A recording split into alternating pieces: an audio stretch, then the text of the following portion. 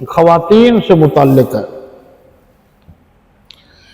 اچھا، میرے علم میں یہ بات نہیں تھی، اس مرتبہ بات آئی ہے میرے علم میں، وہ بھی کسی تعلیم یافتہ خاتون نے مجھ سے بات کی ہے کہ جی ہمیں تو یہ پتہ ہے کہ عورت کے ایام ہائے جو مخصوصہ ہیں اس کے بعد جب وہ ختم ہو جائیں تو پھر جو نماز رہ جاتی ہے وہ نماز معاف ہے، عورتوں کی بات۔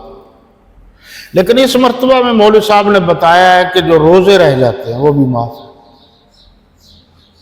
تو میں نے انہیں سمجھایا یہ غلط ہے۔ عورت کے ایام ہائے مخصوصہ جب ختم ہو جائیں تو روزوں کی معافی نہیں ہے، وہ روزے انہیں کفارہ کے طور پر رکھنے پڑیں گے۔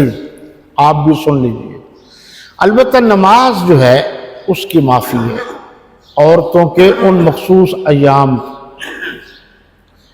اسی طرح یہ بات بھی آپ اچھی طرح ذہن میں رکھ لیجئے کہ سال میں 5 روزے رکھنا مسلمانوں کے لیے حرام ہے، نہیں رکھ سکتے۔ ایک عید الفطر کا روزہ، کوئی کہے کہ جی مجھے پیر صاحب نے کہا ہے، فلاں نے کہا ہے، فلاں نے کہا ہے، غلط۔ عید الفطر کو روزہ رکھنا حرام۔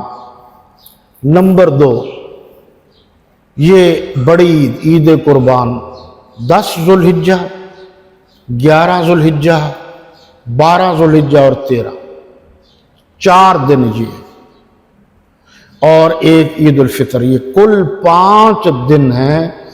ایک صاحب ایمان حکم ہے کہ 5 دن مسلمان روزہ نہیں رکھ سکتا، یہ رکھنے حرام ہے۔